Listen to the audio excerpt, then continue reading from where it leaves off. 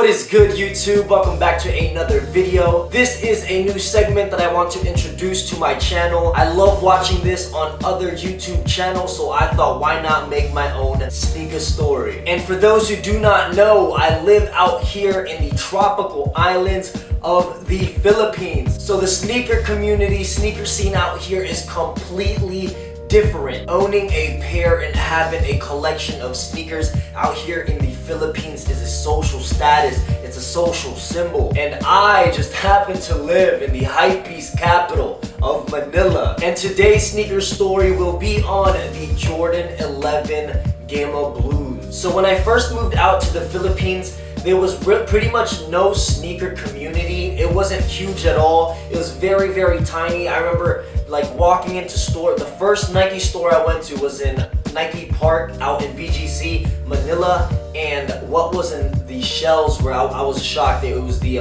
Detroit Piston 6s, the Oreo 6s, the anniversary 1s with the suitcase and everything. And then they even had the Motorsport. You guys remember the Motorsport series with the Motorsport 6s, the Motorsport 6 rings?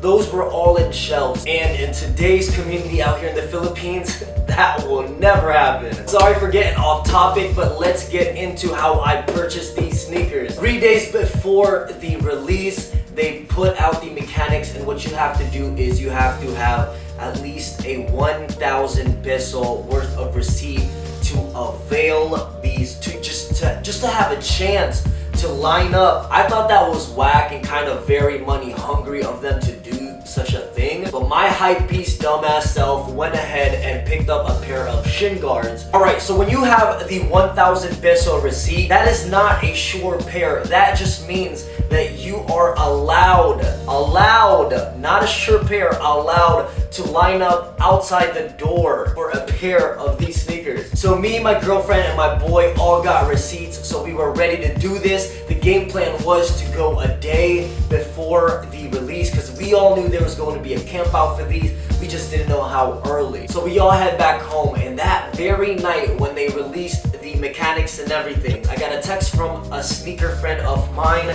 He said, yo, there is a line in BGC, 20 people deep already. So me, my girlfriend, and my boy all met up in BGC in front of Nike and ended up being like 30 in line. And you're probably thinking, who the hell camps out 3 days for a pair of not even retro colorway Jordan 11s? People thought we camped out and slept there for 3 days and didn't move. The Philippines has their very own way of camping out. Pretty much the first person in line brings a notebook and pen, and then they write their name down. Alright? And so when more people come, they'll write their name down. Every time you go to a camp out or a release, you always look for the first person in line because they will always have a notebook and a pen for you to write down your name.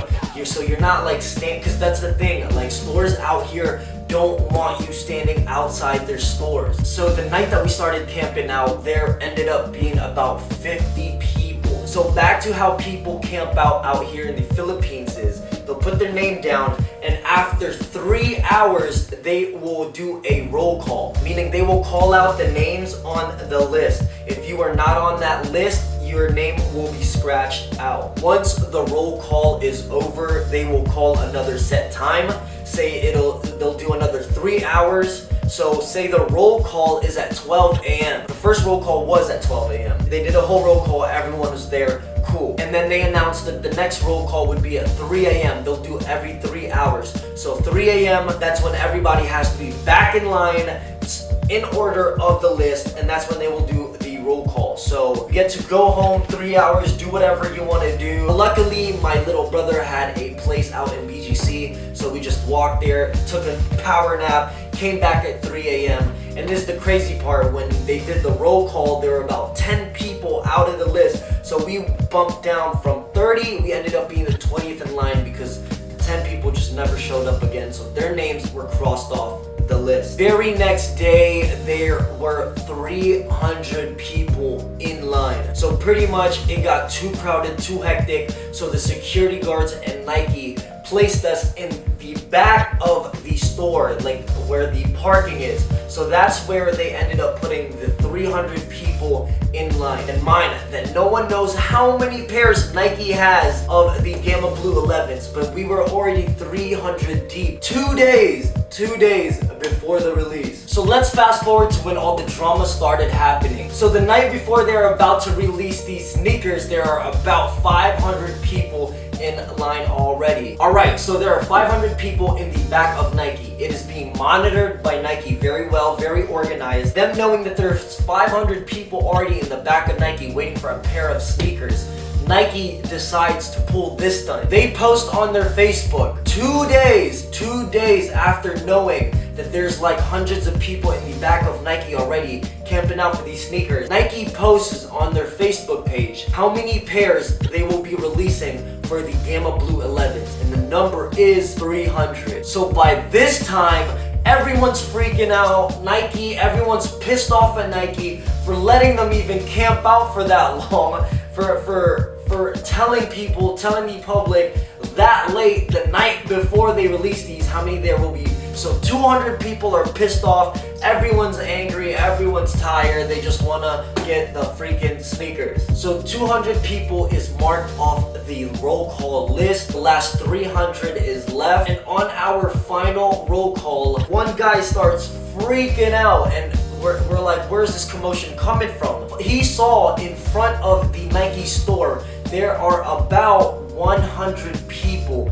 in front of the line. Hundreds of us go in front of the store to confront these guys and tell them there is a list, it's organized, it's monitored by Nike, and they are just not having it. Just a bunch of douchebags. Just listen, they're there at 6 a.m. like a few hours left before these sneakers are released. Hours left, and they're in front expecting to get a pair. 100 of them, and a lot of them came from the 200 that was dropped off the original 500 that was in the back of Nike. One side is just confronting the front of the line. It looked like a scene from Green Street Hooligans. So the people monitoring the lineup, the camp out, told the people in front of the line that they were moved to the back. And little did we know that Nike posted, again, stupid Nike posted, no mechanics saying that the line had to be in the back of Nike. So there was no point, they put no location on where the line started. And those douchebags saw that and thought that, you know what, this is our opportunity to be a bunch of scumbags and get our pair. And this is when the drama kicks in. The people monitoring, this is what I hate about like stupid staff in the Philippines, is they can't speak for themselves. They're so scared of the consumers, that they're so scared of losing their jobs, and I don't blame them, but you just gotta have a firm grip of the situation, especially on the release of the Jordan 11s. We all know how crazy Jordan 11 releases are. So Nike, being the douchebags that they are, ended up accommodating the 100 people in front of the store. I know, you guys would have been flipping out if you guys were in that. So what they did was they took the original 200 that was in the big 500 that's already left in the 300. They keep the 200 and then they added the 100 in front of the store after the 200. I don't know if you guys get what I mean, but so they added them to the list, knocking off the last 100 in the 300 list. So everyone's freaking out. There's just so much drama. What happened to common respect, to respecting the line, to respecting the man? It was just a crazy 3 days for us. So bottom line is, we did not stay out there, sleep there for 3 days. We were only there for every roll call. We were there for a roll call which would last about 15 minutes. We just came back to the line every 3 hours. We did not sleep there for 3 days. We just came back for every roll call. At the end of the day, me, my girlfriend, and my boy ended up victorious. We got our pairs. I do apologize if the story is too damn long. I just wanted to share it. I love these segments. I love watching these. I hope you guys did enjoy. One huge shout out